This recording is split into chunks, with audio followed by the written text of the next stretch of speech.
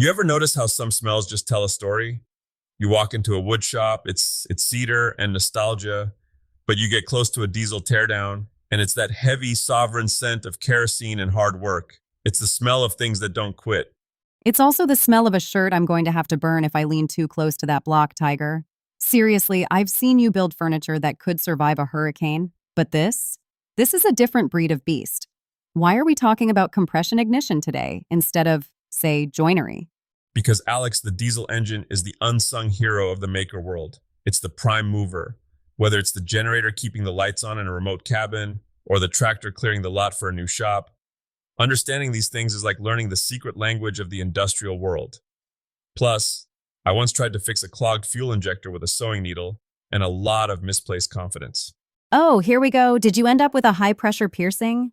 Not quite, but I did learn that 5,000 psi of fuel doesn't care about your feelings or your DIY spirit. It'll find a way to make you regret your life choices. But honestly, looking at these DOE handbooks and the West Virginia mining specs, it's fascinating how much history is packed into these iron lungs. I was reading through that history section you pointed out. Rudolf Diesel. The man was ambitious. He actually tried to run his first engine on coal dust. That sounds like a recipe for a very short, very loud career.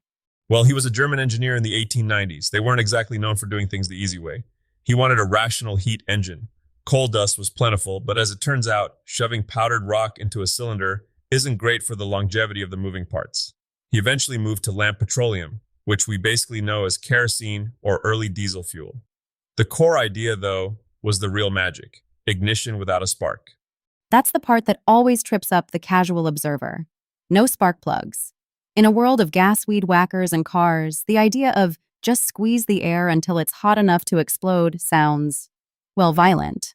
It is. It's controlled violence in a heavy jacket. In a gas engine, you're mixing air and fuel and then flicking a match at it. In a diesel, you're taking a big gulp of air, just air, and smashing it down until it's screaming hot. We're talking 1,000 degrees Fahrenheit just from the pressure. Then, at the very last second, you missed a little fuel into that furnace, and boom! It's like throwing a splash of water onto a red-hot skillet, except the steam is fire and it's pushing a piston.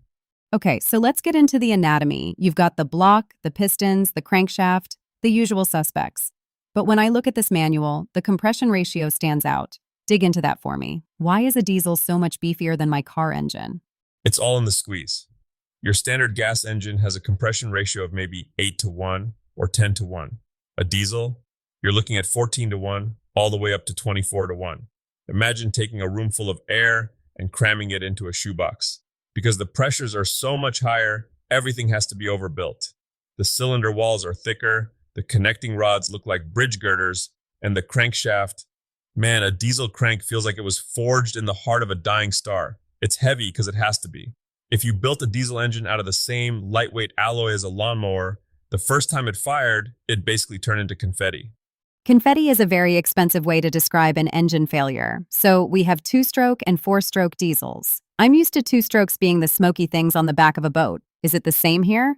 Similar but different. A four-stroke is the classic. Intake, compression, power, exhaust. It's the suck, squeeze, bang, blow rhythm we all know.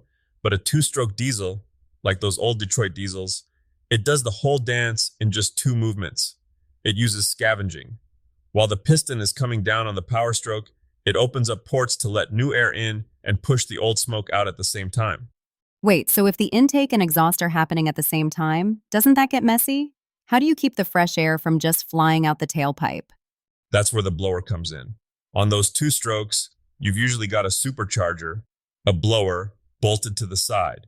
Its only job is to shove air into the cylinder with enough force to clear out the old gases. It's like using a leaf blower to clear out a dusty garage while someone is trying to shut the door. It sounds incredibly loud. Oh, it's a symphony of screaming metal. There's a reason they called them Screamin' Jimmies. You don't just hear a two-stroke diesel, you feel it in your teeth, but they're reliable because they're simple. Fewer moving valves in some designs. Let's talk about the heart of the matter, the fuel system. This isn't just a pump and a hose, is it? No, this is the watchmaker's part of the engine. The fuel injector is doing a miracle every second. It has to take fuel and turn it into a mist so fine it's practically a vapor, and it has to do it against that massive pressure inside the cylinder. If the injector is peeing, which is the technical term for when it drips instead of mists, You get black smoke, lost power, and eventually you can actually melt a hole right through the top of your piston. Wait, peeing? Is that really the technical term? Well, it's what the old timers say. You want a cone of spray. If you get a stream, you're in trouble. It's like the difference between a high-end perfume atomizer and a leaky garden hose. One gives you a nice scent, the other just ruins your shoes. I noticed in the West Virginia mining manual that they are obsessed with governors. I thought a governor was just someone who signs bills. What's it doing on a diesel? In the diesel world, the governor is the only thing keeping the engine from committing suicide. See, a gas engine is throttled by air. You close the butterfly valve to slow it down. But a diesel, it has an unlimited supply of air. It's fuel throttled. If you just kept dumping fuel in, the engine would keep spinning faster and faster until the centrifugal force literally pulled the reciprocating parts through the side of the block. That sounds like a horror movie for mechanics. It's called a runaway. I saw it once on an old farm tractor. The governor linkage snapped, and that engine started screaming. The only way to stop it is to cut off the air or the fuel. The guy I was with, braver man than me, took his heavy work coat and stuffed it into the intake. It sucked that coat in like a spaghetti noodle, but it choked the engine out before it could throw a rod. Note to self, always wear a heavy coat around Tiger's projects. Good policy. But the governor, like that Woodward mechanical hydraulic one in the manual, it uses flyweights. As the engine spins faster, the weights fly out, and through a series of little levers and valves, it pulls back the fuel rack. It's a beautiful mechanical feedback loop. It's the engine's way of saying, whoa there, let's not get ahead of ourselves. Let's get into the shop talk part of this. Maintenance. The West Virginia specs mentioned a 200-hour service. To me, 200 hours doesn't sound like much. I spend more time than that trying to find my car keys in a month. In an industrial setting, 200 hours is an eternity of hard labor. Think about it. That engine is running at a constant load. It's not like driving to the grocery store. It's like running a marathon while carrying a sofa. The biggest enemy of a diesel isn't work, it's neglect. So, what are we looking for in a service? It's not just an oil change, right? It's the holy trinity of diesel health: clean air, clean fuel, and cool water. First, the air. Diesel engines eat an incredible volume of air. If that filter gets clogged, the engine starts searching for air, the fuel-to-air ratio goes haywire, and you start seeing that thick, acrid black smoke. It's the engine's way of wheezing. Second, fuel. Diesel fuel is, well, it's a bit of a sponge for water. If water gets into those high-pressure injectors, it's game over. Water doesn't compress, and it doesn't lubricate. It'll shatter a plunger in a heartbeat. That's why you see those water separators on the fuel lines. You have to drain those regularly, or, you're basically playing Russian roulette with your fuel pump. And the third one, cool water? Heat management. Because diesels run at such high compression, they generate a staggering amount of heat. If your cooling system fails, if a belt snaps or a radiator clogs, you don't just get a check engine light, you get thermal runaway. The metal expands so much the piston seize in the bores. It's like the engine just decides to become a solid block of iron again. Looking at the common mistakes, you mentioned your sewing needle incident earlier. What's the biggest mistake people make when they're trying to help a diesel engine? Thinking it's a gas engine. The classic one? Using starting fluid, ether, too much. People love to spray that stuff into the intake on a cold morning. But remember, a diesel reaches ignition temperature by compression. If you spray ether in there, it can ignite way too early while the piston is still coming up. Let me guess, that's not good for the piston. It's like hitting the top of the piston with a sledgehammer while it's trying to move upward. I've seen piston rings shattered into tiny bits because someone got a little too spray happy with the starting fluid. If a diesel won't start, it's usually telling you it doesn't have enough heat or it doesn't have enough fuel. Adding a chemical explosion to the mix is just a shortcut to the scrapyard. So what do you do on a cold morning? I saw glow plugs mentioned in the manual. Exactly. Glow plugs are like little light bulbs that live inside the combustion chamber. You turn the key, wait for the little wait to start light to go out, which is the plug getting red hot, and then you crank it. It's just enough of a thermal nudge to get the first fire going. We've talked a lot about the grease and the metal, but what about the unseen stuff, the emissions? Those West Virginia mining charts were really specific about carbon monoxide and nitrogen dioxide. That's the high stakes part of the job. In a mine, if an engine isn't tuned right, it's not just a bad day at the shop, it's a life-threatening situation. When a diesel isn't burning efficiently, it produces CO, which we know is a silent killer, but it also produces NO2. That stuff is nasty. It irritates the lungs, and in high concentrations, it looks like a reddish-brown haze. And the particulate matter, the soot? DPM, diesel particulate matter. It's basically tiny microscopic bits of unburnt carbon coated in nasty chemicals. Modern engines use DPFs, diesel particulate filters, to catch that stuff. Then, every once in a while, the engine does a regen cycle where it gets super hot and burns that soot into a tiny bit of ash. It's like a self-cleaning oven, but for your exhaust.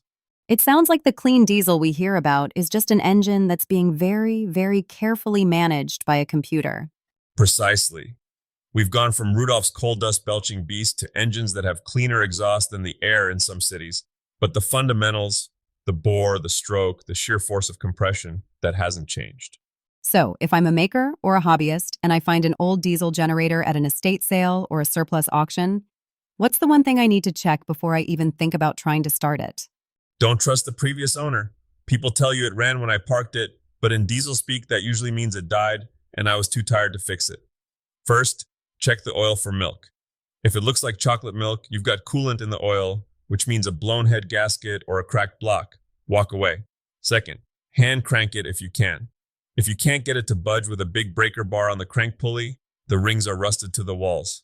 But most importantly, check the fuel tank. Diesel doesn't spoil as fast as gas, but it can grow algae. Algae in fuel? Yep.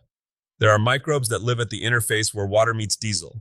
They eat the fuel and poop out a black slime that'll clog every filter in 5 minutes. If you open the tank and it smells like a swamp instead of a refinery, you've got a long weekend of cleaning ahead of you.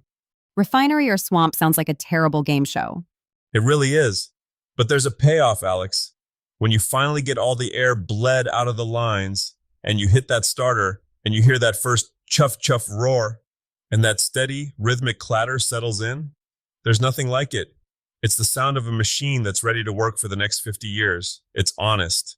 I get it. It's the woodworking of the mechanical world. It's about precision, patience, and knowing exactly how much pressure a piece of material can take before it gives up the ghost. You hit the nail on the head, or the piston on the crown. Stop. No puns. You promised. Fair enough. But seriously, the takeaway here is respect. Respect the pressures, protect the clearances, and for heaven's sake, keep your fuel clean. These engines are like elephants. They have long memories, and they never forget a lack of maintenance. Wise words. I think I'm ready to go home and appreciate the fact that my car has spark plugs and I don't have to worry about algae in my tank. For now. But just wait until the power goes out and you're looking at that old generator in the shed. You'll be glad we had this talk. I'll bring the heavy coat just in case.